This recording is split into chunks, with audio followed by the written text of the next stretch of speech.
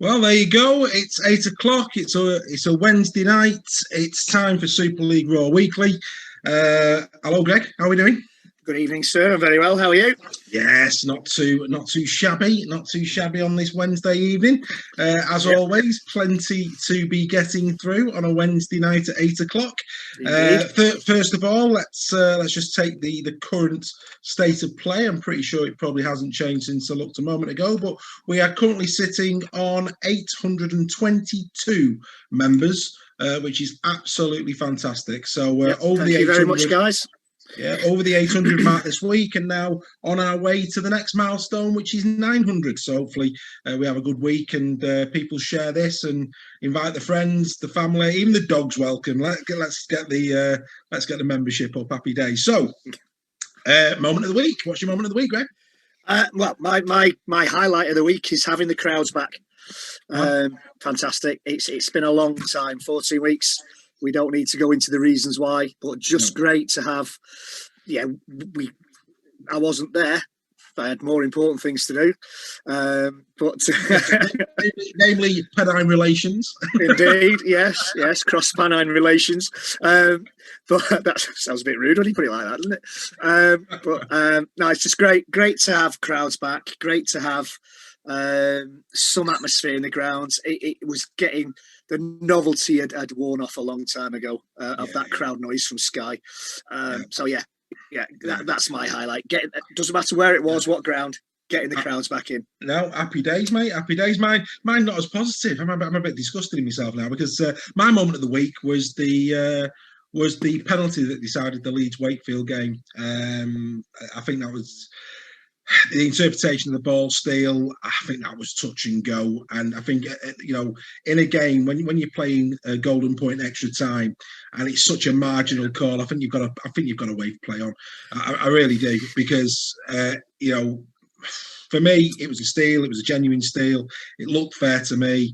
Yeah, it didn't look like the ball playing arm had touched the floor. No. Now, I'm sure somebody again will correct me if I'm wrong, but a few seasons ago, that was give the ball back to the player and play the ball. Yeah, and do you know what? You're talking common sense, aren't you? That for me would have been a common sense. Yeah. Leeds would probably have gone on to get the drop goal. So I don't know whether it would have changed the outcome of the game. Yeah, but they could have knocked on. They could have had a full play. Exactly. Anything could have happened. I mean, don't get me wrong. The run from Hull to get him into that position was absolute quality. Yeah, superb run. Actually, just put a little bit of a positive slant on it. I think the Hull run was deserving of Leeds going and then obviously slotting one over. Field for Wakefield. We'll probably talk about that when we get to the Wakefield Leeds game in a bit. Yeah. Yeah, that was mine. Right, mate. Team of the week. Couple of contenders for this one. Well, there was. Obviously, Huddersfield for the way they put Warrington to the sword in that first 40 minutes. Not good for us. No. But great for Huddersfield and great for our friend over the other side of the Pennines who joined us on Monday night. Absolutely. Big shout out to Matty if he's watching. Yeah. It was close, but I went for Hull KR because Huddersfield in that first half actually pounded Warrington, outplayed us, and in the end, the score actually flattered us a little bit. Hull KR were behind for most of that game and came back against Cass, a good team. In good form. My team of the week, in good form, my team of the week is Hull KR. Yeah, and you know what? Can't really argue with that. Catalan equally good. I've actually gone Huddersfield, and the reason I went Huddersfield is because obviously up until the game against Warrington, they'd only beaten the Leeds Rhinos to that point. I think we've been watching them throughout the season. The pack looks quality. They look competitive, and I think that's going to be a real good momentum boost for Huddersfield. I thought they were exceptional first half. You know, any team that nil a team in Super League for 40 minutes, but also attacks the way that they did, deserves absolute credit. So so well done to Huddersfield. Like I say, that it could have gone either way. Just. And it's not sour grapes on my part because he beat Warrington. It's just that Hull KR were behind for a lot of that game and came back and to win in the last few seconds as well.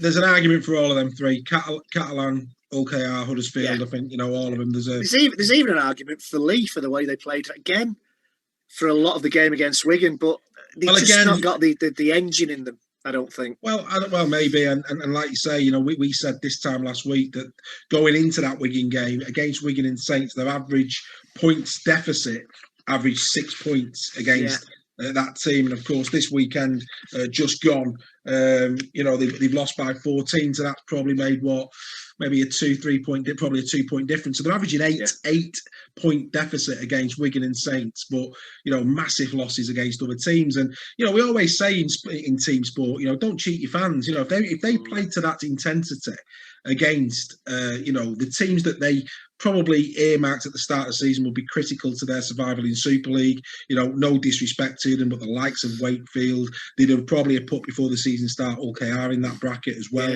I'm just going to call it. I think Leeds are in that bracket at the moment, if I'm being perfectly honest. If they had that intensity in those games, the way they played against Wigan and Saints, they'd have picked up some points by now. So I think they've got to really look at that. I really do. Yeah, we do see that sport. We see that a lot in football as well, don't we? That teams that can up the game for certain teams, and then not for others. Not for others. Right. We move on to try of the week. What are you going with? Try of the week. Try of the week was for me. There were. I noticed this week there were a lot of good tries that were sweeping moves across the pitch back and two from 30-40 yards out, quite close range tries. A great kick for one of the lead tries. I can't remember who scored. Yeah, it was Ellis. It was Ellis. Yeah, that was right. Brilliant. Brilliant try. But my try of the week is Theo Fage. A good, almost full length of the pitch. Great break, great passes, nice finish. That's my try of the week, Theo Fage. Yeah, well, the Super League Raw fans forum are agreeing. We've got 27 votes at the moment on our live and interactive poll. So you're in good company there. What I would also mention, yes, there was the Ellis try in the league game, but the Harry Smith one, we do like a good grubber kick. Oh yeah, that was a good one. The Harry Smith one was equally, very, very similar in that way. Conrad Hull's first try I thought was very good. Tom Davis's second try for Catalan, and actually Darrell Alfertz as well for Castleford. I think he did the same in the previous round. His footwork near the line, he had very very little room to move in that game. And was it Ben Crooks? Ben Crooks' second try, I think, where the acrobatic try. That was that nice. A lot of weeks might have won it, but I just enjoyed the Fage try. I thought it was a good try. Well, I'm gonna actually give it to Jordan Abdul try of the week. I thought if you actually watch that, he actually has a couple of efforts in that particular move, and then when he gets the ball, he's around 10 meters out. He changes direction, great upper body strength, and of course a critical try was the try that got them the victory. So based on when the time of the game, he'd had a great game to that point anyway. I'm going to go Jordan Abdul for that. Yeah, I can't disagree with you. I mean, great handoff, and I think it was Meteltier as well, close to the line. And Meteltier takes a lot of shifting. As we like to say, he's a big unit. Is what we like to say. He's a big unit, right? Quotes of the week. What have you got for me? Well, I did like John Wells's try. This isn't my quote of the week, but I did like it. Before the Warrington game, he said he was at the screen doing his usual playing around bits, and he said, "It's great to have crowds back. I've just had a mouthful," or words to this effect. "I've just had a mouthful off a Warrington fan there. He called me all names under the sun, and I just wanted to give him a hug, but I couldn't." Words to those, which I thought was good. I thought Derek Bowman telling John Wilkins to give his head a wobble and make sure his moustache fell off was quite funny. But my quote of the week is Eddie Jones. He's spent a couple of days with Hull. I think either last week or earlier this week. And his quote was, "The efforts of the players to play rugby league are absolutely outstanding. The skill combined with the physicality of the game makes it a great spectacle." Now, when the coach of England Rugby Union is coming out with something like that, that means something, I think. And it just summed the game up. So that's my quote of the week. Great research, sir. Great research. I like that. Actually, interesting. As you were talking there, it reminded me of something. We, one of our members, I can't remember your name, so I do apologise.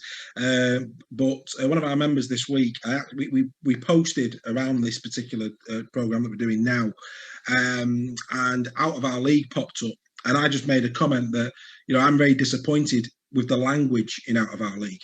If you actually listen to the podcast, there's a lot of effing and jeffing that goes on, and it does prevent younger supporters from being able to listen to the insights of the players. And I think it needs to be cleaned up. And me and you got a little bit of praise on that, because they said that they preferred the way that we do it.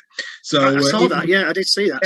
Which was a nice touch. So I just thought I'd mention that. Apologies, I can't remember the name. We might give them a shout out next week. But anyway, my quote of the week goes to Richard Agar. Richard Agar, who said, "I think there was a feeling and a realisation that it was going to be a longer road back than what he anticipated. Cal was honest. The fire wasn't burning as strong as it needed to be, but the way it ended is a real credit to Kyle for going down the road that he did." Question: should Greg Inglis do the same? That's a very good question. Not heard from Warrington how bad that hamstring injury is. I don't know if anybody else can let us know about that. Anybody with inside information. I must admit, when he made that run down the wing on Monday night, I thought, blimey, I could outrun him. He looked slow. He looked laboured. He's not, to be honest, he's not done too bad. He's been out of the game 2 years. He's obviously not fit. Not for this level of rugby league. No, and I think, going back to your original question, I think that might well depend on how bad this hamstring injury is. For me, I've just got to be honest. He's had all pre-season to get fit. I can't remember whose try it was. It might have been Gaskell's second. Me and you said on commentary that he was blowing. It was blowing, and that was just after that run he'd done. First half, he was blowing out, but playing fullback, and he's 20 metres behind the play the ball. That's just unacceptable. He's now going to be on the sideline for at least another, maybe if he has tweaked his hamstring, 4 to 6 weeks. So that's 6 more weeks of not getting match fit. By the time if he could get back to match fitness, we're talking well down the track. And my concern for all Warrington supporters is that, based on the squad selection for the Huddersfield game, moving Toby King out of centres was for me, it was criminal. The way King's been playing, that was also that a laboured Greg Inglis could play fullback. Really, Ratchford, if you were going to play Austin in the halves, then maybe Ratchford should have gone loose forward. I would have put Austin at loose forward. Maybe, is Inglis to blame or is Steve Price to blame? Moving 5 players around or swapping 5 positions to cover one second rower who, for whatever reason, was suspended. I still don't know why Jack Hughes was suspended. And I watched that game again and I still can't see what it was. So maybe I'm just missing something really obvious. But why not just put another forward in there? It doesn't have to be a second row. These days, we've got hookers playing at fullback. We've got second rows playing at loose. Just put another prop, put Philbin in there. I don't know what's happened with Rob Butler. I don't know if he's injured. I've not heard anything there either, but he's... was it Rob Butler that I heard had gone out on loan? Or was that it was Robson, wasn't it? Robson. Bring Ellis Robson back. Ellis Robson. played well in the friendly against Lee from what I can remember. But it is a criticism I would level at Steve Price, and I don't want to get into that game because I'm not a coach and I don't pretend to be, and we're all brilliant coaches from the sidelines, absolutely, and on Twitter and etc. But he does tend to solve one problem by swapping different players around. Get Ratch in the halves with it because it was working. Yeah. Thewlis at fullback. Yeah. Even, Thewlis can't not Thewlis. Played really well last couple of games. Yeah, it backfired, mate. It backfired. Yeah, it has done it. And it's the English move. It was announced before lockdown. Warrington fans, I think it's safe to say, were highly delighted with it. Lockdown happens. He probably doesn't get over as soon as he could have done, maybe. Mm-hmm. He was definitely not fit when he arrived. Nope. I don't know. It's. Well, we'll see. We're going to find out soon, aren't we? Right, let's move it on then. So let's take a look at this then, just for a second. NRL. I know this is Super League, but normally when the NRL make decisions, the Super League is not a million miles behind. A lot of controversy for their Magic Weekend this weekend. Obviously, they changed some of the rules in terms of their interpretation of contact with the head, and what it led to was across the 8 games. Only one match, the Eels and the Warriors, did not involve a player sin-binned or sent off. In the remaining fixtures, 14 players were sent to the sin bin, while Canberra's Josh Papai and St George Illawarra's Tyrell Furamano were sent off for high tackles. Now, the latter one there against Pappenhausen, I think nobody could really have any real comments on. But there's the list of the players that went off. My concern here, and I know we spoke briefly about it at the weekend, mate, is that my concern is that, common sense has got to prevail. I can remember at least one of the sin bins. The player was on his way down. Yeah, I mean, he was. The actual arm of the forward was probably near. It was basically in line with his own chest. And in that incident, the player actually said to the referee, he was on his way down, and the referee said, "That's not my problem," or worse to that effect. And it's like, hang on, come on, we need some common sense here now. My concern is, rugby league. It's fast. We know it's fast. We're talking split-second decisions. And I mean, I was watching NRL 360, and they were having a really good debate because they were saying that, no player goes out with the intention of a head-high tackle because they know they're going to get penalised. Exactly. So actually, so this isn't a case of people trying to be unsporting or be dirty. It's about just split-second decisions, poor timing. And they were saying that, do we want 13 against 13? Now, like I say, the Pappenhausen one, that's a definite red. That was a red all day long. No issue with that. Yeah. The highest end of the scale, absolutely got to go. And everybody's got player welfare in mind. We've got to look after people's health and well-being once they retire. Absolutely. But I think the referees have got to be careful because if it is if it's a freak accident, it's like football, isn't it? If a player breaks his leg in football, I mean, I remember that one with Pete Schmeichel, the Coventry player. Oh, God, Bust. Yeah, Stefan Bust. Yeah, I mean, at the end of the day, Schmeichel gets sent. I mean, not that I think Schmeichel was nowhere near, but you get the point. If just because somebody breaks a leg in football is not necessarily an automatic red card for the nearest player near him. Yeah. You've got to use some common sense. I agree with you 100%. I spoke to an ex-professional in the summer who's going to remain nameless, who said the game's getting too clinical. The excitement's going out of the game, and it's going to be touch rugby soon. And I have to agree. We don't want to see players getting bad injuries. We don't want to see deliberate high shots. But same with that ball steal we were talking about earlier on. There's got to be a line where there's got to be common sense. There's got to be a line of common sense somewhere where the referee. I'll give you an instant. I'm going to praise James Child here. Yeah. In the game against Huddersfield, the Ratchford tackle or the tackle on Kenny Edwards, where Kenny Edwards flipped, and I was convinced that was a red card. And I watched that back, and James Child knew that Kenny Edwards had flipped himself. Yeah, of course he did, and he was laughing as well when he got up. But and now that is common sense. Of course it is. That was refereeing with common sense. I'm praising James Child. Steady. I'm going to have a lie down in a bit. He used his common sense, and I think now that they started with the shoulder. They started with hitting with the shoulder. Now, yeah, that is probably going to do some damage, so I can understand that. But when players are going down in the tackle, there was a tackle with Chris Hill on Sam Powell last season, first game of the season, where Sam Powell was on his way down and Chris Hill hits him high and gets a red for it. Now, if Sam Powell stays on his feet, that's nowhere near his head. No, and that's what I mean. You've got to be careful. You've got to call. And I think to add to what you said, sport by its very definition is imperfect and needs to be imperfect. I ask any fan out there, if you took all the controversy away from rugby league,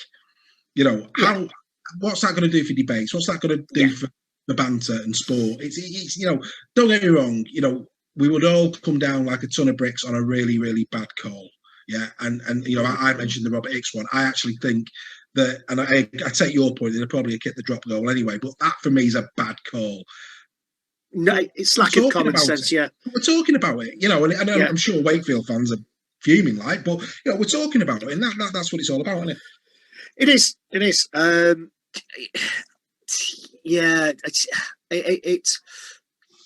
there is kind of in any, as you say, there's got to be controversy. There's got to be talking points. You can't look at football now.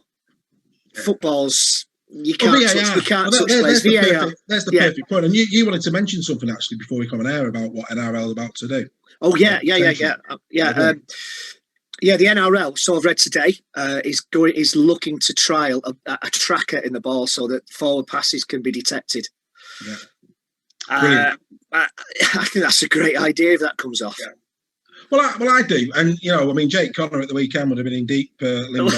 Saints won't win another game. I think the Fanal try. It was interesting because the Fanal try for me that looked as bad as the forward pass that came a bit later that they were penalised for.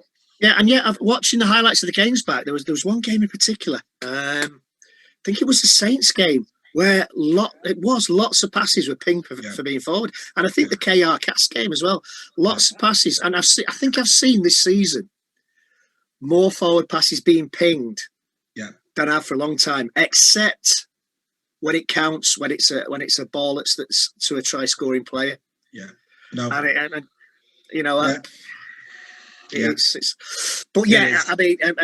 ball tracker that can detect the ball going forward. How it works, I don't know. I did check the date to see it was April the 1st because it did come from Australia. It's not April the 1st in Australia, is it? They're ahead of us, aren't they? Anyway, it's already April the 1st in Australia. Yeah. But if that's true, if that's a genuine story, then it'd be interesting. It'd be very interesting. Very because interesting. Obviously, we'll have to see how that one goes. Right, just a couple of transfer bits before we get on to the team of the week. Good news for Hull fans. Chris Satay has quickly, obviously a massive fans' favourite at the KCOM, and he's pretty much said that he wants to remain at Hull. Super League is very entertaining, and it's a lot different to back home. But I'm really enjoying my time here, as it's a bit different ball game. I don't want to go back to the NRL. I always said I was coming here for the long run. And when I'm done here, I'm going home. So good news that for Hull, because he's having a great season. Yeah, great season. Great news for Hull, bad news for everybody else. Yeah, absolutely. I'm sure some forwards in Super League are wincing at the thought of Chris staying for a bit longer. That's good on him, though. Good on him. It's good for him. It's good for him to praise the Super League over the NRL. And show commitment, which is great. It's what you want, isn't it? Right, on the transfer talk, a few bits and pieces that I've managed to pick up this week. Joe Bullock linked with Warrington. He's one of the latest ones. 28-year-old, of course. That was on rugbyleaguehub.com. Could that be as a replacement for Chris Hill, I wonder? Who knows? Also, Joe Westerman, whilst not being announced, a lot of speculation and reports that he has signed for Castleford for 2022. Well, it's going back. Isn't that the club he started at, Castleford?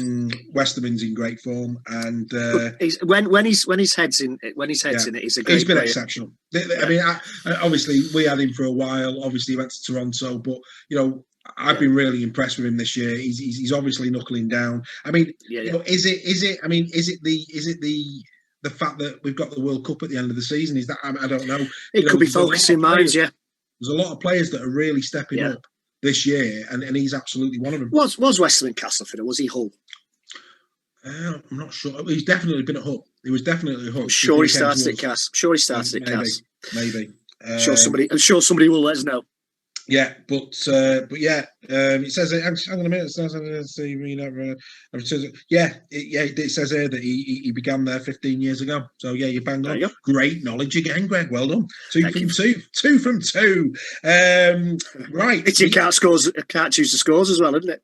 Yeah, the MEN reporting that the reports last week around Toby King's or Wigan Warriors' interest in Toby King might have been premature. Wigan have come out and poured cold water on that. Castleford Tigers tonight being linked with Jake Mamo of Warrington. That's one to keep an eye on as we go through the week. I think it was Wakefield Mamo started that, wasn't it? Huddersfield. Huddersfield, yeah. Yeah, so that's 2 from 3 now. let myself down there, didn't I? And then we get the score predictions, and I really show myself up. Oh dear! Right, a couple of disciplinary panels to get through. Dan Sargentson given a 3-match penalty notice for a dangerous throw in the game against St Helens, and Sitter for Warrington. 1-match penalty for a dangerous contact. I didn't see that. I must have been. No, I'm going to have to watch it back again because again with the Jack Hughes. I mean, there's obviously something happened. They're not just banning them for no reason. No, absolutely. I'm not that much of a conspiracy theorist, but absolutely. I'm going to have to watch. I mean, the dangerous throw, dangerous tackle. Yeah. When you think there was a 1-game ban for a chicken wing tackle in our game against Catalan, was it? Yeah, and that gets 1 game, and that's potentially career ending if it tears shoulder ligaments, etc. Well, again, not to give Richard Agar too much of a plug this week, but he came out this week because obviously Tetevano's back for Leeds, having served his ban from the Challenge Cup, and he actually went on record this week to say that based on what he's seen. He didn't name anybody, but seeing what he's seen around the league in terms of challenges, etc. this year and the bans that have been given out. He was reflecting that he thought the Tetevano one was a bit harsh. We said that at the time because there was a very similar one the week after. They got 1 game. Yeah, absolutely. And you've got to. Sometimes you do have to shake your heads at some of the decisions that are made. We're not privy to the conversations, etc. that the RFL disciplinary panel has. No, we're not.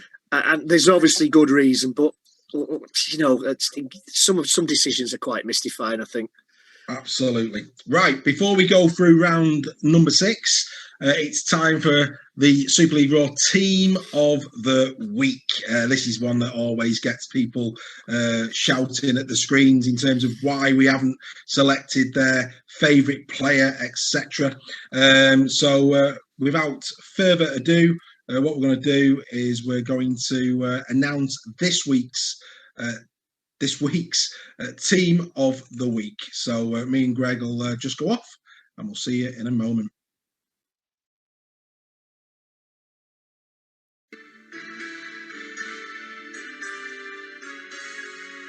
It's the Super League Raw Team of the Week for round number 6. And at fullback, it's Lee Gaskell of the Huddersfield Giants. A fantastic first-half display involving a try on the left and right lay the platform for Huddersfield versus the Wolves. Despite some troublesome bombs, Gaskell contributed in defence also with some significant tackles. On the right wing is Tom Davis of the Catalan Dragons. Another brace from Tom against the 3rd best defence in the league aided the Dragons to their 5th win of the campaign. Davis has also gained the 2nd highest metres in Super League this week and 6 clean breaks thus far. Right centre, Jack Wellesby of St Helens. Full-back, left or right centre, the outcome's the same. Wellesby is a class act. Will the cross of St George be on his chest at the end of the season? Surely on this form, he must be in the squad. Left centre is Sean Kenny Dowell of Hull KR. The left edge attack was pivotal in the Robins' excellent win at the Castleford Tigers, with Kenny Dowell playing an instrumental role. We at Super League Raw recognise great work ethic and team contribution. Well done, Sean. Left wing is also of the Hull KR. It's the Ryan Hall. Ryan certainly deserves his full-time pizza this week with yet another try to add to his 6th in the league this year. This is his 3rd appearance in the 6 rounds we've had thus far, and we expect to see him once more in the future. Stand-off, Harry Smith life of Wigan Warriors. There is nothing better than seeing young talent make the transition into Super League, and the Warriors have unearthed another in Harry Smith. Growing in confidence and knowledge each week, Thomas Luluai will have a fight on his hands. Scrum half is Jordan Abdul. Does his new contract take the hunger out of him? Absolutely not. Another stellar performance from Abdul, culminating in the winning try and conversion to seal a famous victory over the Castleford Tigers. At prop forward is Alex Walmsley. Another try for Walmsley this week takes him to 2 for the season. Walmsley led yet again from the front, averaging 8 metres per carry from 21. No wonder the backs are having a ball at St Helens. And at hooker for the 3rd time this season is Matt Parcell of Hull KR. He's in one of the most contested positions in the Super League Raw Team of the Week. Parcell made over twice as many metres of any other hooker in round 7. A nicely taken try also. At prop is Julien Busquets of the Catalan Dragons. Like Walmsley, Busquets put in a solid performance as the Dragons overcame the black and whites. Since his return in round 3, the Dragons pack has certainly been strengthened, and he will look to build on this fine display. Second row, Kenny Edwards of Huddersfield Giants. Not only did Edwards score the Giants' crucial fourth try to stem the Wolves' renaissance in the second half, Edwards' all-round contribution in attack and defence was strong. At second row is Liam Farrell of the Wigan Warriors, back to his favourite position this week. He continues to shine this season. Whilst McMeekin ran in close, Farrell prevailed, having gained 68 more metres. And finally, at loose forward, Joe Westerman. Despite Wakefield's troubled start to this season, Joe Westerman is having arguably his most impressive start to a Super League campaign. A man of the match performance against the scoreline. Will he be heading to Castleford via the World Cup? We'll have to wait and see. Ladies and gentlemen, your team of the week for round number 6. So there you go, Greg. There's the team. We'll leave it on the screen for people to just absorb. Yeah, I think it's a fair one again for a great round of Super League. I mean, yeah, I think that justifies my choice as Hull KR as team of the week there. Yeah, I think it does.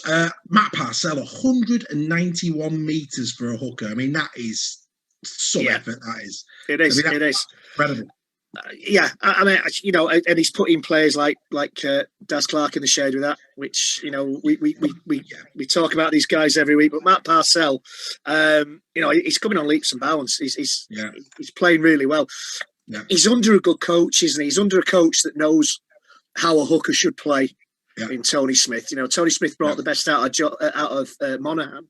He did, yeah. You're right. He brought Daz Clark in. You know, the guy's playing under a coach who knows what a hooker has to do, and he knows what he wants from his hooker. So he's only going to flourish under Tony Smith, as far as I'm concerned. Yeah, I agree. And, you know, people might look at that and go, "Oh, I don't know about those halfbacks." I mean, I've got to just do a quick mention. Jackson Hastings, 4 assists in that game for Wigan. Really, really good game from Hastings. Theo Farge of St Helens, you know, a try and an assist in that game. Had a fine game. Liam Sutcliffe from Leeds, you know, he made 127 metres. Yeah, ran. You know, he's try assist, 2 line breaks. Yeah, Liam Sutcliffe, that's pretty good.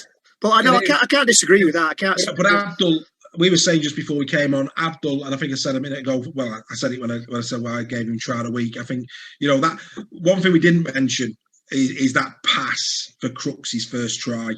It was an absolute beauty. It really was. Yeah, really, really good. So yeah, there it is. Round number 6, team of the week. You know, let us know what your thoughts are. The chat is open. Tell us we're wrong by all means. You know, throw your teddy out the pram. I already have. Yeah, well, it's interesting, isn't it? Because when we did the try of the week, you know, I do have to laugh. I mean, I don't know how many tries were scored last week, but you know, you do the try of the week, you put it up there, and then people are like, well, what about Crooks' first? And what we try and do, and just so that people understand how we do that, we try and look for a variety. So, you know, for example, Greg, you mentioned the Crooks' second try. Yeah. You know, we try, first of all, you know, you can't have 2 best tries in a game. So the fact that we said Jordan Abdul, that's the Hull KR try, that's that game's try. But what we also try and do is we try and look for variety. So Theo Farge's brilliant team move, started in their own half, you know, cracking move. Jordan Abdul, was involved twice in the play, great strength, critical part of the game. Kenny Edwards, again, very different. Edwards strong, carried Ratchford for about 10 yards over the line he goes. Jamie Ellis, you mentioned it, lovely little grubber kick for the Lee Centurions. I think that one edged the Harry Smith one. I think both very similar tries, but Huddle's try for that was another one that we put on there. Surprisingly, only got 3 votes on the live feed at the moment. But Conrad Hull, again, great try. And then Tom Davies' second try, we put that in there as well. So we try and have a variety of tries, rather than it always being the wingers going in. Walmsley came close to I debated Walmsley's try for Saint, because that was a good prop forwards try, but we went for Theo 5. So I just think it's important that we give a bit of context to what we're trying to do. You can only have one try of a match, so it'll only ever be one from a match, and then from there we try and do a variety. Right, and it's not always the spectacular ones that win as well. It's we've had we've both chosen different tries today. Absolutely. Mine was quite spectacular, but other weeks we've chosen different tries for different reasons. Yeah, absolutely. So let's just have a quick look then at last week, things that we haven't already talked about. Obviously, I think Leeds Wakefield we've pretty much covered. Good game, really good game. Cracking game. But I think, like I said on Monday night when I thought the Warrington Huddersfield game might go to Golden Point, I'm not a fan of Golden Point. We're talking about player welfare. Yeah. We're protecting them from high shots. We're protecting them from all sorts of things. Yeah. We've changed the Easter weekend because we don't want them playing a game on a Friday, game on a Monday. And then we could be expecting them to play extra time and risk injury through tiredness rather than physical contact. If cup games, mate. Yeah. If you're away from home to Wigan and you fought back to tie at the end of the game, or against Saints or against anybody else, if you fought back, you're down and you fight back and you draw that game, you deserve to take a point away. Take a point, especially in the in the regular season. I completely agree. Yeah, 100%. It just makes no sense whatsoever. But Wakefield, again, I have to say, there's a part of me that is surprised this week. Chris Chester looked a defeated man on his interview at the end of that game, and it's great that obviously the players are behind him. Westerman was a lovely touch in his interview at the end of that Sky game, but they need a win and they need one quick. Yeah, I mean, we did discuss was that the last time we'd seen him as Wakefield coach. We did discuss it, and part of me thought, he's not a quitter, Chris Chester. He's had to put up with a lot over the years. Yeah, but that could be the straw that breaks the camel's back. But it also could have galvanised them. They've run Leeds close. They were maybe a dodgy decision away from taking all 2 points. Absolutely. Wakefield deserved a draw. You did, mate. I completely deserved a point. Agree with you. Completely agree with you. So, in terms of the next game, obviously Castleford 22, Hull KR 26. Brilliant game, Castleford Hull KR.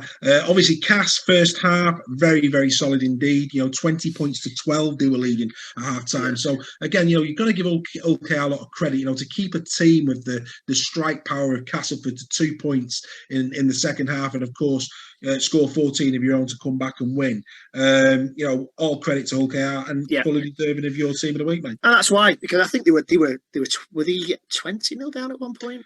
I think you're probably right. Yeah, I might be wrong, but they were was certainly something to 0 down, and it was along like that. Similar to it's kind of the Warrington game in reverse a little bit.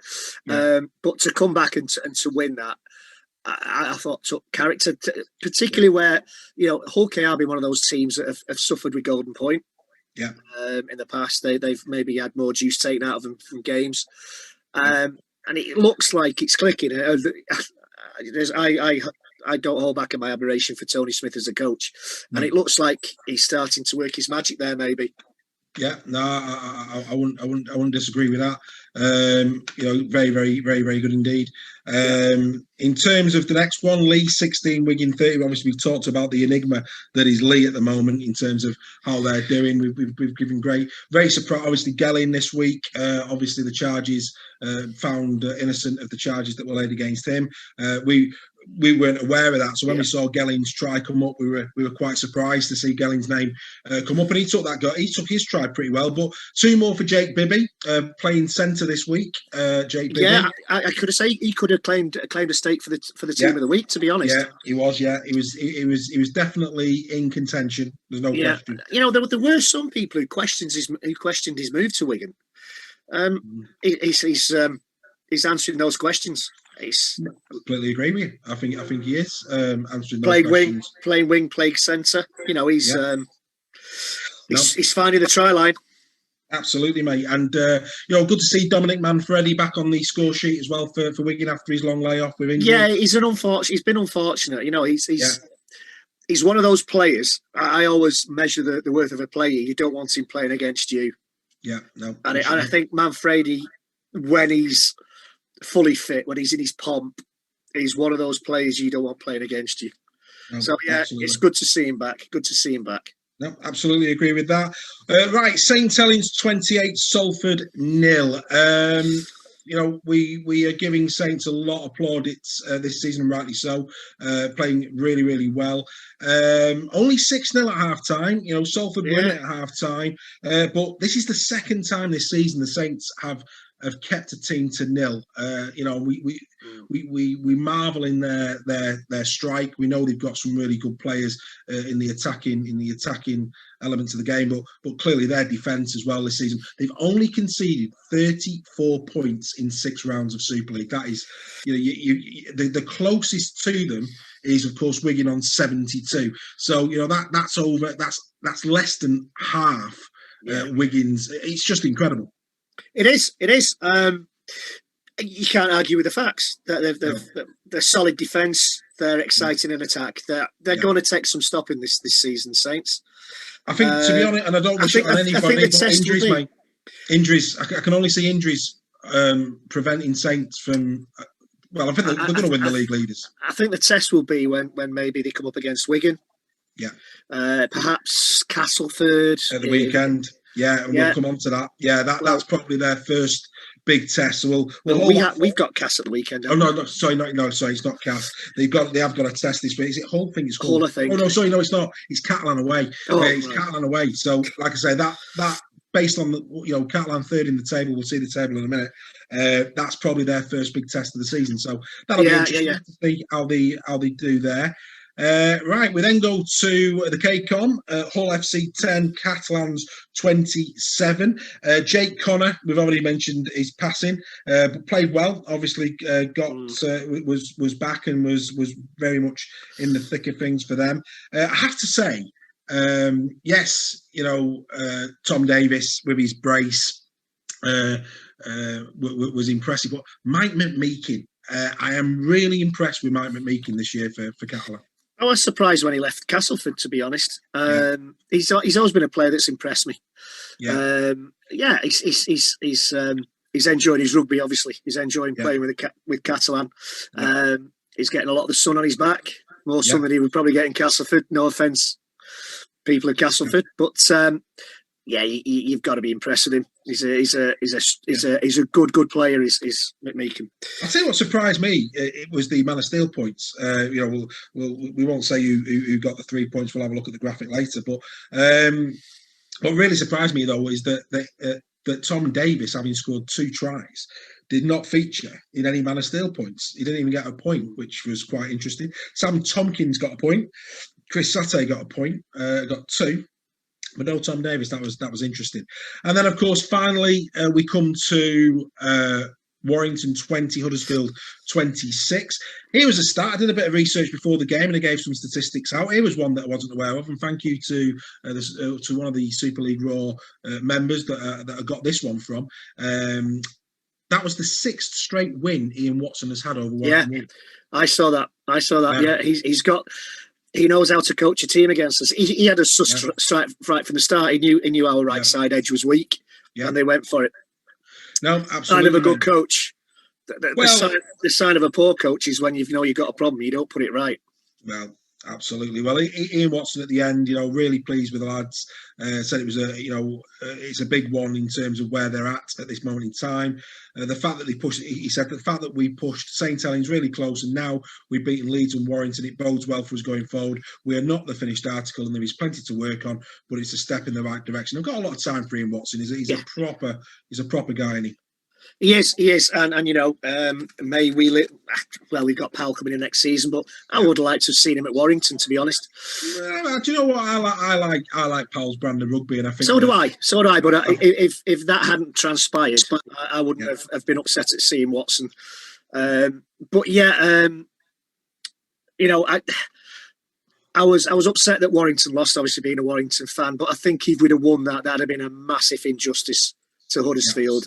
Yes. And looking back at the game and thinking about it, the scoreline flattered us in the end because we were poor for large parts of that game. So fully deserved Huddersfield. You can't argue with it. Argue with it.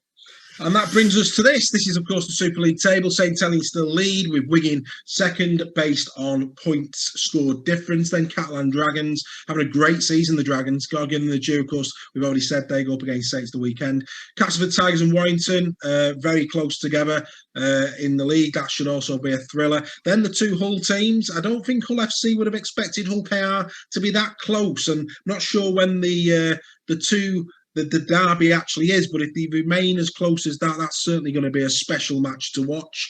Huddersfield, of course, their second win of the season, taking them up the table. Leeds Rhinos with their second victory over Wakefield this season gives them the 4 points. Then Salford 2, then Wakefield, who we've already said absolutely desperate for a win, and finally, of course, the Leeds Centurions. Right, so let's just take a quick look at who's doing what. Those 2 tries from Jake Bibby this week now puts him up on the top of the pedestal again for the tries, and it's quite interesting when you look down that list. 2 players out of Hull KR in the list, 2 Catalan players in the list, and two Saints players in the list. And of course, Darrell Althurtsu continues to impress me, I have to say, for Castleford this year. And Toby King there, who is on the list and was moved from the place where he's getting all the tries. Absolutely. And put into the second row. Couldn't agree with you more, mate. Couldn't agree with you more. Right, we then go to assists. Sam Tompkins leads with 9. Then now levels at 8. Jackson Hastings also on 8. Then a couple on 7. Jake Connor, Johnny Lomax, and then finally, there's Wellesby and Drinkwater. So there are a couple of Saints players in there. With Farges, Lomax, Wellesby on form. Not surprising to see these Saints names cropping up in these lists. Right. Nope. We move into top meters. Zach Hardacre is actually being caught up now by Tom Davis. 1,067 meters thus far for Zach Hardacre, averaging 9.79 a carry. That's some going, that is. That's good going, isn't it? Isn't it? On 109 carries. Then Davis, Liam Farrell. I'm a Farrell fan. Alferts again, and Yaha. So Davis and Yaha. What that says to me is that if they get some open field in front of them, they can move. But equally, I think it's a real testament to their work ethic when they're bringing the ball off their own line. Both players put in a good shift. And when you think, have they only had one home league game this season? Yeah, well, exactly, because they've had to play over here. I think actually, no, I don't. Is it 1 or 2? It was us. It was us. Yeah. So yeah, I think this is their second home game of the season. When you put in that context, they are doing fantastically well. I agree. Fantastic. They're always good at home. So anybody who thinks that they should be taking Catalan seriously, I would beg to differ at this stage of the season. In terms of top tackler, Luke Yates remains up there. Good to see Luke Yates' name still high up on the list. As you can see, Danny Houghton still doing very well, just pipped this week by Yates. Then Powell, then Ben Garcia. Ben Garcia very close to being in this week's Team of the Week. Had a great game at the weekend. Yes, did Ben Garcia, and of course Joe Cater. A couple of. And hasn't Joe Cater missed a game through suspension? Yeah, exactly. Or 2. Well, I think Luke Yates has played loose 4. It's interesting, isn't it? three potential loose forwards there. I know Yates has moved around a little bit, and of course, so that's interesting. Right, let's take a look at what's been going on then. Players of the round, obviously Joe Westerman got the Sky Award. Apologies, but as yet the Albert Goldthorpe scores have not come in, so we'll catch up on that next week. And of course, Kenny Edwards got the Sky Row for the Giants, and then of course you can see Conrad Hull, can't really argue with that 3-man of steel points. Jordan Abdul, Sam Cassiano, that was a bit of a surprise to see Cassiano get the 3 points in the Dragons game. Bevan French picking up the man of the match for the Warriors. Theo Farges and of course Lee Gaskell. So just the Cassiano one that I was a little bit surprised. that's a. I mean, I didn't watch the full game, but No, so I can't argue with it really, because I've only seen the highlights of that game.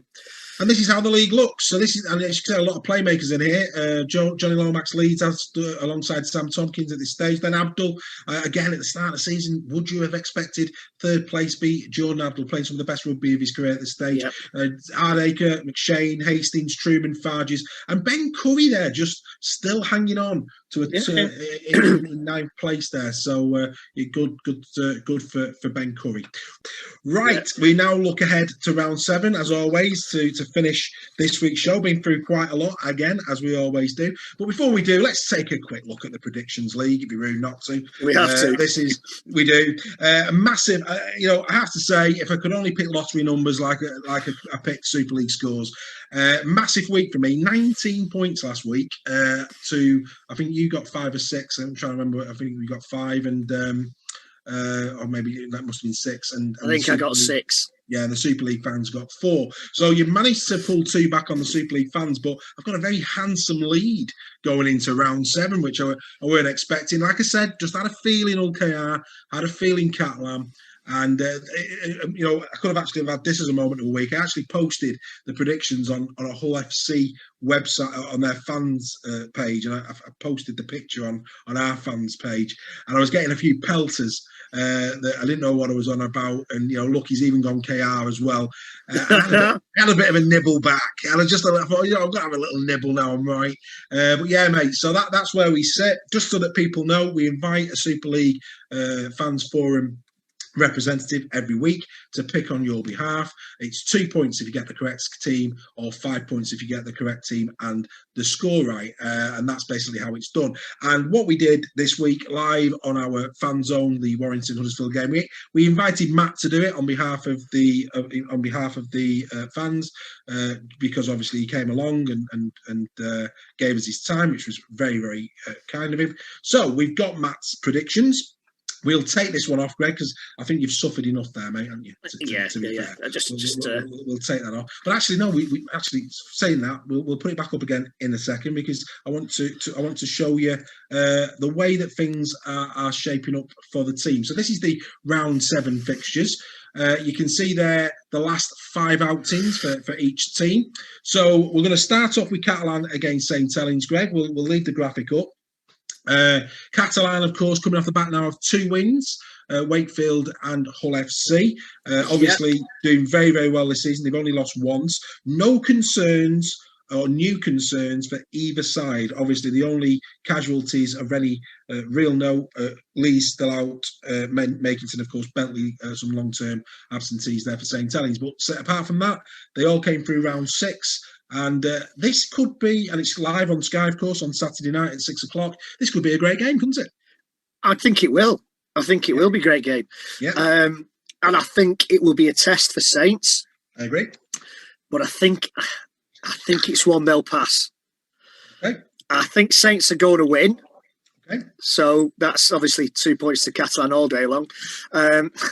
So sorry, Saints fans. I think Saints are going to win, and I think it's going to be between 0 and 7. 0 and 8. 0 and 8, sorry, yeah. 0 and and 8. Right, okay, yeah. You're going 0 and 8. Yeah. After this could be a belter. He's Dudson back for this. I think Dudson's back for this one as well, isn't he? Because he was banned last week, wasn't he? So they've got a bit more in the pack. I tell you, it's going to be an interesting one. This, do you know what? I'm going to go the Super League. Matt went Saints 9-70. Do you know what? Why not? I've got the license at the minute. I'm going to go Catalan 0-8. I'm going to go against you both. See how we Catalan, go. you're going Catalan? I'm going to go Catalan again. Yeah, so am I. Are you going Catalan? No. Yeah. If I pick Catalan, they'll definitely get beat. Yeah. No, I don't know. I mean, it's one of them. I'll probably be wrong. I think, anybody who bets against Saints at the minute is probably onto an island for nothing. But you know what? It's a bit of sport. Why not? And you know what? I think Saints are going to win, mate. Yeah, and you're probably right. But hey, let's show a bit of love for Catalan. They've only lost once this season. It should be a stern test. Right. We then go to the AJ Bell. Please sign the petition. Please sign the petition for the Salford Red Devil supporters. We need to keep that stadium. Was there a rumour that they were going to Bury's old stadium last week, knocking about? Yeah, which we don't want. We don't want. I mean, Salford fans. No disrespect to Bury, it's a lovely town. I used to work there. The people are fantastic, but do Salford fans really want to be travelling to Bury through the Valley of Death on the M62? No. And that stadium, for me, it's quite simple. That stadium was built for a Super League team, and it should stay that way. Exactly. So we need Salford fans to start filling that ground. We do, absolutely. When we get full capacity back, Salford fans, they're putting free buses on for you, apparently. Get down there and get behind your team. 100%. Yeah, get behind the team. And the rest of the Super League sign the petition to show your support. Right. Yeah. That's about as good as I think this is going to get for Salford, actually, because Salford, obviously, the one win this year over Lee Centurions. Wigan, 6 from 6, playing some great rugby league. People now starting to come back from injury as well.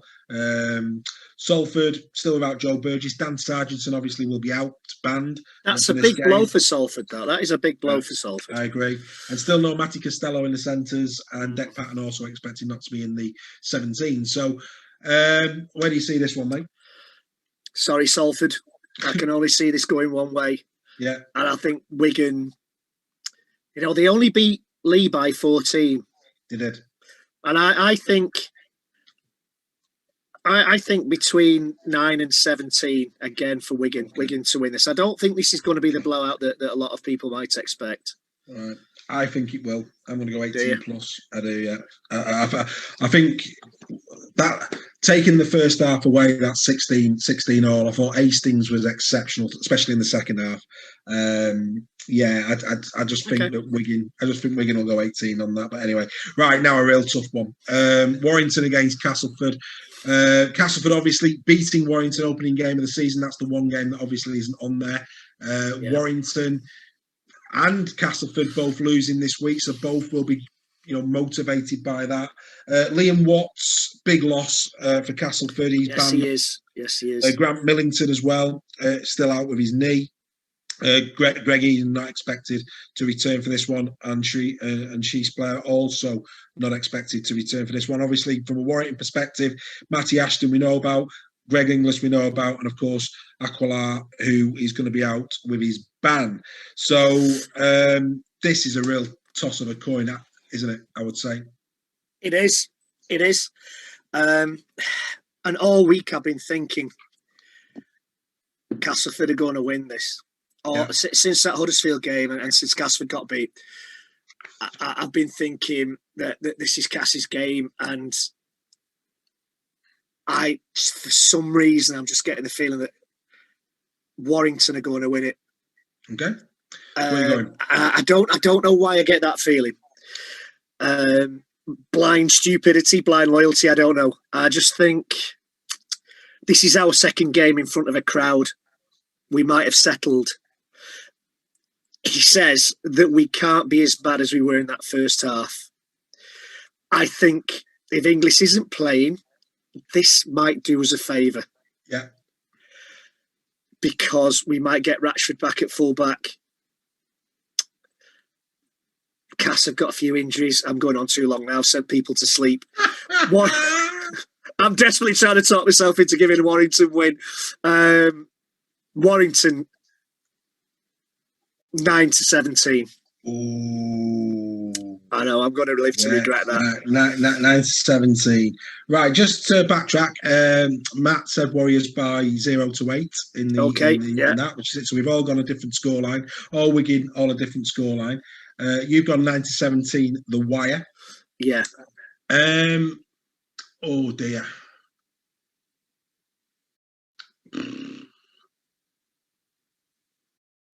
I'm going Castleford.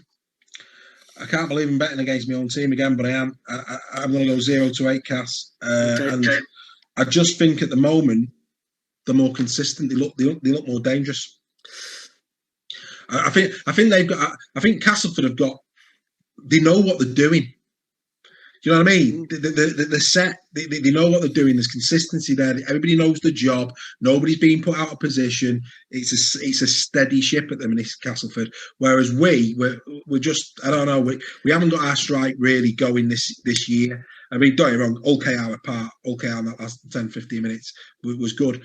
But yeah, I just think in a game like this where the margins are so tight, I think you need that rigid structure. I hear everything you say, Dave, and that's what I've been thinking all since Monday, which is only 2 days ago. I just don't know. Just call it a gut instinct. Call it a gut instinct. Everything about this says Castleford will win. Yeah. Well, nobody can say we're bad. I mean, I'm not being funny. You know, this is what I mean. I'm a Warrington fan. I would love me to be wrong. I'd love Warrington to go and win by 18 plus. Of course I would. But I've got to call it as I see it, and I call it that way. I just think that Castleford at the minute are a bit strong. Warrington have got to get their you know what together, right? And this is I'm just purely going on gut feeling there and not common sense at all. Well, I did that last week though. I had gut feeling KR and Catalan. Look where it got me. So you know, no dramas. Leeds against Hull. Hull are going to still without Taylor. That's a blow for them, obviously up front. Shaw's still out, but the one that's going to be a bit worrying for Hull. There's a bit of a doubt over Adam Swift this week. They're not doing Lee Huddersfield first, right? No, I'll come to that. Oh, sorry, no, I'll come to that one next. All right, okay. Sorry, mate. Sorry, mate. Yeah, I'm just doing it in the order of they were in the Express. Yeah, sorry. So yeah, this is live on the telly. This is Sunday night at 7:30. Like I say, Adam Swift hamstring unlikely to feature. Big blow. That's a blow. That's a big blow. He's been playing well. He's been playing really well. In terms of Agar's got a double boost coming into this one. Myler and Zane Tetavano, who was in exceptional form just prior to his sending off in the Challenge Cup. So that's a real boost for Leeds. Hull, of course, losing last week. In fact, back-to-back defeats, of course. Mustn't lose sight of that. Wigan and Catalan, of course, putting Hull to the sword. Between that, of course, the win against Wigan in the Challenge Cup. Where do you see this one? Can I just ask something first? Go for it. How many away games have Leeds actually played this season? Leeds, not many. Wakefield were they both at home? They were both at home, wasn't they? I think they've only played one away game this season. Huddersfield was away. I'm pretty sure Huddersfield was away. Castleford was at home. Yeah, that was home. Wigan was at home. KR, home. They were at home as well. Yeah, so Leeds have certainly had a lot of home games, but yeah. Oh no, they played round 2 at St Helens, didn't they? Or did they play their game at Headingley? No. The first game of the season was Wakefield at home again, wasn't it? Yeah, but then the week 2 was at St Helens, wasn't it? No, it was Castleford. It was because the games were played at St Helens. Oh yeah, sorry, yeah. Because that was Saints' away game. So I'll tell you what, we'll hold it at St Helens where Saints can play their away game. Absolutely. The same way that Leeds got to play their away game against Wakefield at Headingley. Anyway, that's not the question you asked me, was it? It's not. How do you see it? This is a tough one, again, because Leeds have got players coming back and Hull have got players out. Yeah. Hull, I don't think they definitely wouldn't want to lose 3 on the bounce. Mm-hmm. Leeds only just got past Wakefield. I'm going Hull. I'm going for Hull.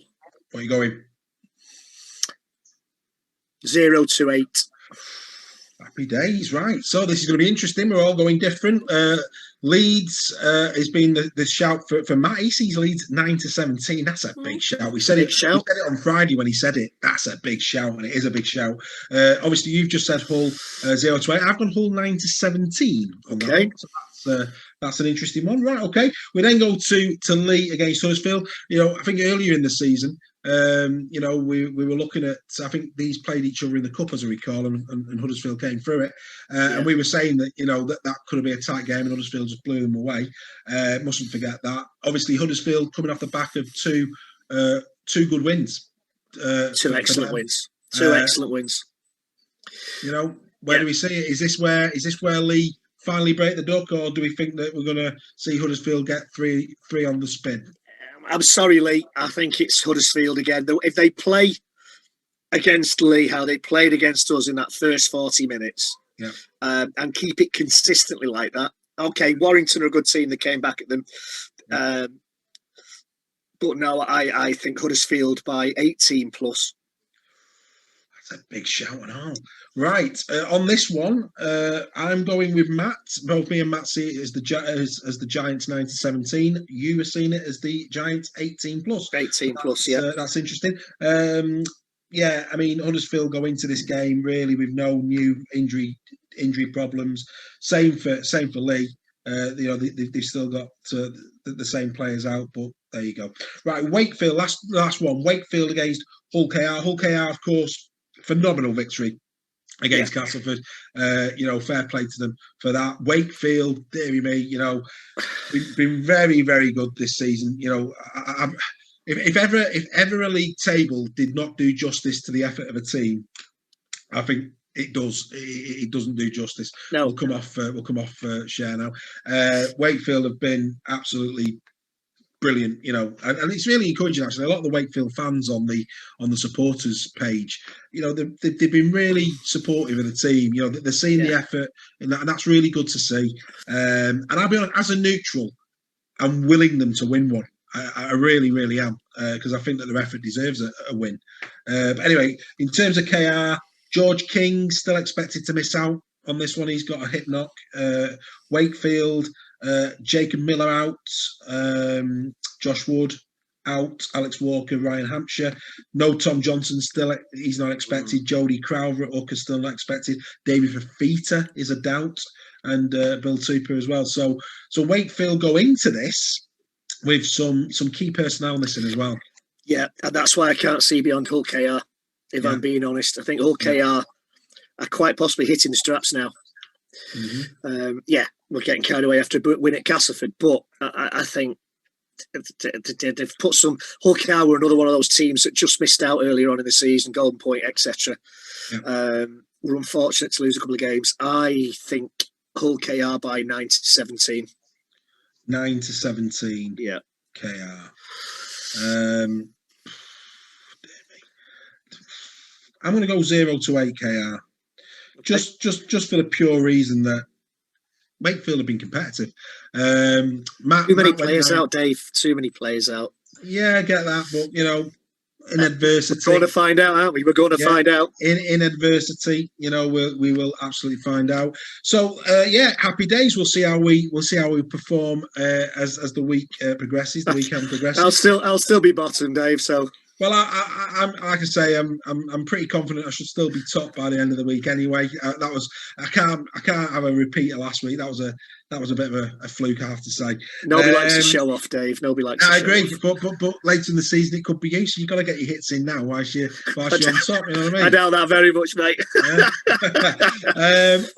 Other games, obviously. Again, disappointing to say this, but 3 NRL games to only 2 Super League games. It's a shocker. Yeah, but anyway, it's good sport. Friday, 5 to 11 in the morning, the Sharks are going up against the Bulldogs. Huge game this at the bottom of the table. Both not having the best of seasons thus far. Then we go to, again, what should be a good game. Canberra Raiders, obviously a win at the weekend, going up against the Melbourne Storm. So that could be a good one to watch. And then finally on Sunday, that'll be a great game, the Storm game. Should be. Set your alarms for this one. I mean, providing the Souths turn up and don't do another Melbourne, but the South Sydney Rabbitohs, 5 o'clock in the morning. Set your alarms. 5 o'clock in the morning.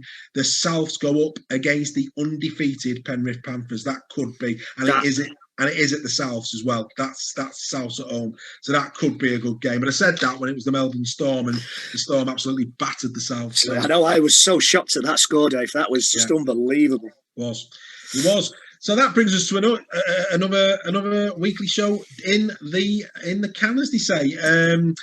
Hopefully, I'm sure we'll get plenty of people commenting on the team in a week and what we've had to say this week. And as always, mate, great hour and just over 15 minutes conversation. Yeah, that was good fun. company, just going to say welcome to Alan Burton Roberts, who's just joined us on the forum. Fabulous. So so 8:23 now, is it? People joining while we're on air, which is always great.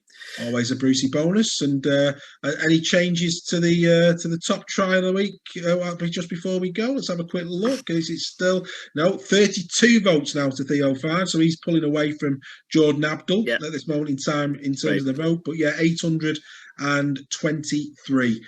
Really appreciate you being here. This is all about us getting together, having a bit of fun, loving rugby league, having some banter. If you want to see some banter, check out the post from the fan zone. Well done to Matt. We want other people to join us as we go on. No fan zone this week, unfortunately, but we should be back. The week after. But enjoy your rugby league, Greg. Yes, you enjoy yours too, sir. Indeed. And we'll see you this time next week, 8 o'clock. It wouldn't be, as Jim Bowen once said, it wouldn't be the same without a bit of weekly, would it? In one, Dave, in one. Look